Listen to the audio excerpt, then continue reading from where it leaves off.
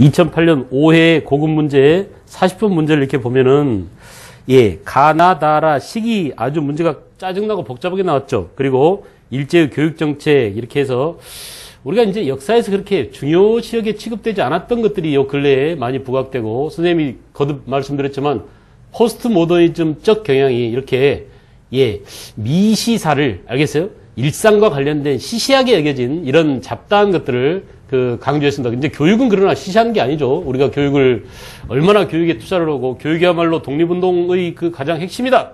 민족의 앞날을 위해서는 우리가 젊은이들한테 과감한 투자를 해야 된다라고 했는데, 상대적으로 일본 놈들도 말이죠. 이 조선족을 제대로 지배하기 위해서는 교육을 어떻게 마비시키느냐, 여기에 굉장히 주안점을 넣었어요. 알겠어요? 그래서 우리가 일제 식민지 기간 동안에 조선에 대해서 교육 정책을 어떻게 펼쳤느냐라는 것을 알면은 이런 문제는 금방 풀릴 수 있는데, 이런 대비를 제대로 하지 않으면 문제가 어렵게 느껴질 것이고, 미리 대비를 해놓으면 별로 어렵지 않아요. 그런데 이런 문제가 맨날 나온단 말이에요. 나오고 또 나오는데 정리를 안 해놓으면 아주 바보짓이죠. 잘 나오는 것들 어떻게 해야 돼? 체계적으로 잘 정리해서 시기를 묻든지 내용을 묻든지 순서를 뒤죽박죽 해놓고 순서대로 나열해봐라, 이런 문제가 나오든지 늘 여러분들이 거기에 대비를 하셔야 합니다. 그래서 선생님이 있는 이유가 바로 뭐야? 여러분들이 그런 대비를 잘 할 수 있도록 정리정돈을 해주는 거예요. 알겠어요? 자, 우리가 이제 일제의 조선 지배 정책 가운데 일제의 교육 정책만을 따로 떼놓고 보면은, 일본은 조선을 다스리기 위해서 교육 정책을 내세울 때마다 조선 교육령이라는 법령을 발표했어요. 말로 한번 해봅시다. 뭐라고? 조선 교육령. 그래서 조선 교육령이 제1차 조선 교육령이 내려지는데, 제1차 조선 교육령은 그 반포 시기가 여러분들이 암기하기 좋도록 1911년이에요. 좋죠? 1911년. 알겠어요? 제1차 조선 교육령. 선생님이 왜 이런 말씀 드렸냐면, 제2차 조선 교육령은 1922년이야. 얼마나 고맙습니까? 알겠어요? 이렇게 계속 나가면 좋으련만 제3차 교육령은 그렇게 가지 않죠. 1938년이에요. 알겠죠? 자, 여러분, 1911년은 일본이 조선을 지배하기 시작한 게 10년이니까 이제 바야흐로 조선을 제대로 다스리기 위해서 교육에 주안점을 두었다라고 법령 정비가 필요한 때가 11년이고, 1922년은 1919년 3.1운동 이후에 일본이 한반도에 대한 지배정책을 무단통치해서 문화정치로 바꾼 다음에 그런 문화정치에 걸맞는 교육정책이 필요했던 것입니다. 알겠어요? 그 다음에 1938년이 뭐냐 하필이면 1933년이 아니고 1938년은 1937년 중일전쟁 이후에 일본이 이 조선인들이 갖고 있는 모든 사랑과 물자를 전쟁에 어떻게 쏟아넣지? 그러기 위해서는 조선인들의 머리를 어떻게 바뀌어놓지? 맞아, 그래. 민족 말살 통치야. 이 민족 말살 통치를 위해서 이렇게 바꾼 거예요. 그리고 이제 마지막으로 제4차 조선교육령은 1943년. 요건 말이야, 일제가 폐망하기 직전에 생 발악을 한 겁니다. 알겠어요? 그야말로 전시 마지막 체제에서 모든 것들을 전쟁 체제로, 전시 체제로 바꾸기 위한 그런 교육 체제의 전환을 위한 교육령들이 1차, 2차, 3차, 4차로 단계적으로 진행됐다. 알았어요? 여러분, 머리 써서 외우지 않아도 선생님이 이렇게 얘기하니까 쉽게 외워지죠? 1차 언제라고? 11년. 2차 언제라고? 22년. 여기까지는 해피했어요. 3차 언제라고? 중일전쟁 37년 이후 38년. 오케이, 연결되나? 4차 어때요? 45년에 망하는데 망하기 직전 언제? 43년. 이렇게 알아두시면 굳이 연대를 외우려고 발버둥 치지 않아도 자연스럽게 연결되어 갈 겁니다. 알겠죠? 자, 1차 조선교육령의 주된 목표는 뭐냐? 교육의 목표가 우민화 교육이에요. 우민화 교육.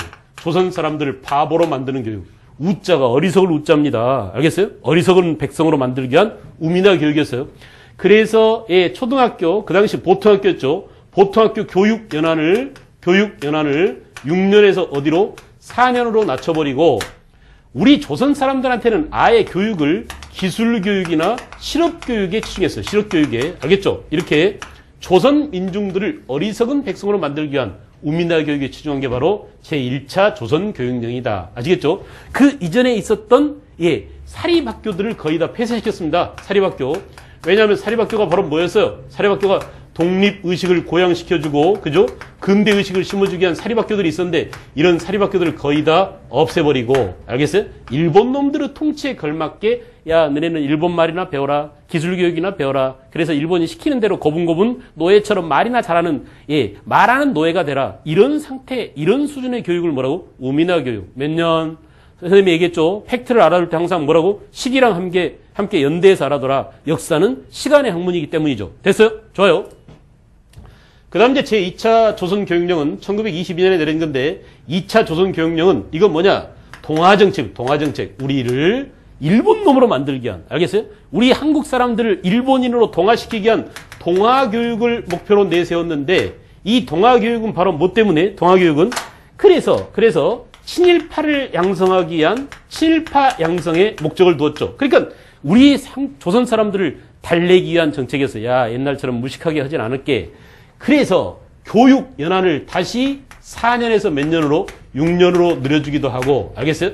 교육 연한을 6년으로 늘렸다. 이거는 2차 조선 교육령이다 이거야. 알겠죠?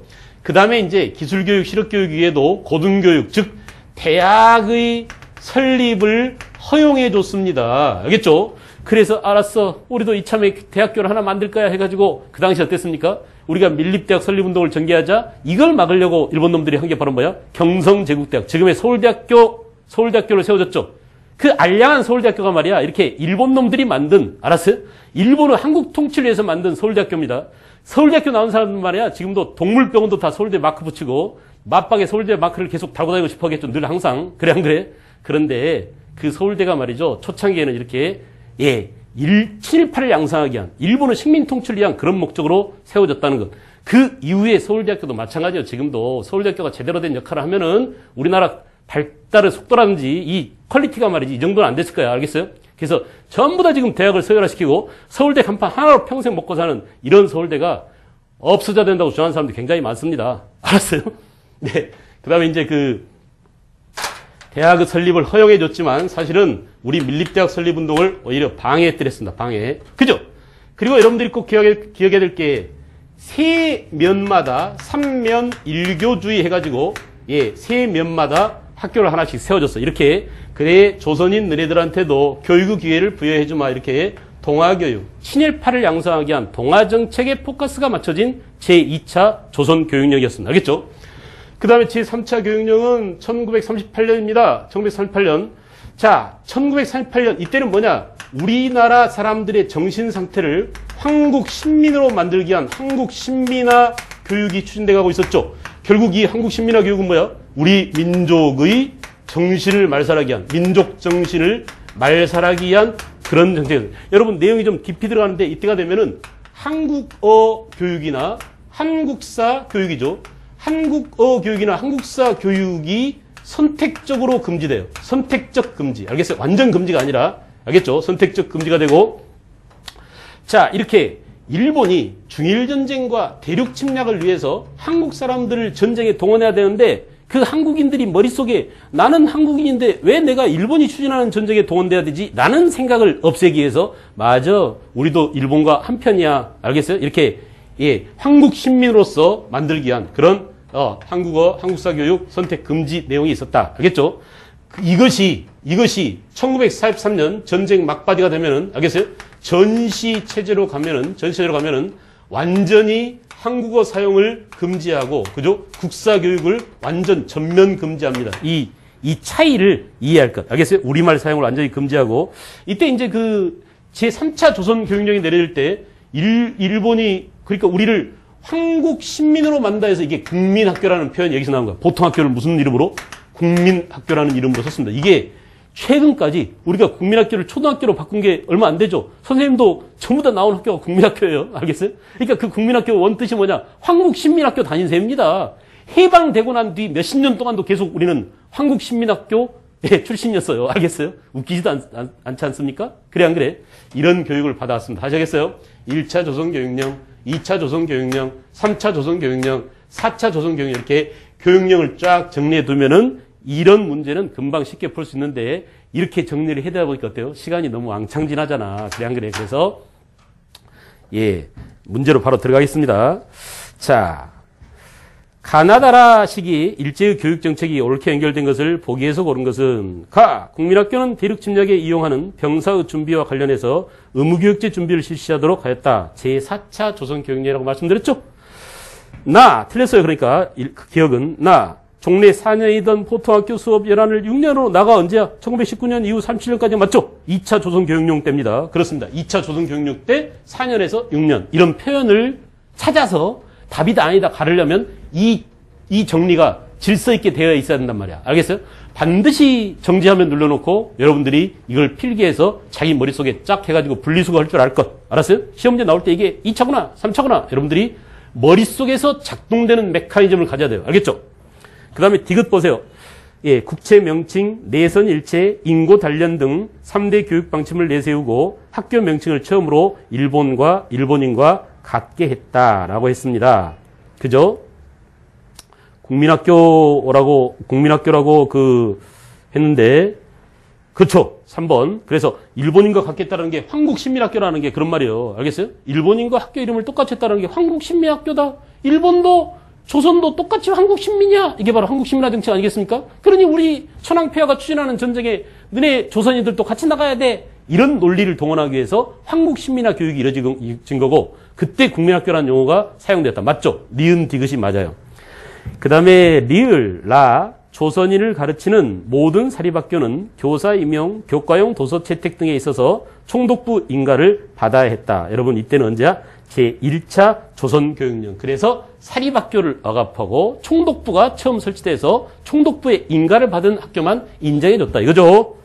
그러므로 여러분 답은 니은과 디귿이니까 3번이군요. 어려운 문제였습니다. 알겠어요? 내용이 뭐 굉장히 중요해서 어려운 게 아니라 이렇게 하나하나 꼬치꼬치 디테일하게 들어갔다는 게 난이도는 상 정도 되고요. 알겠어요?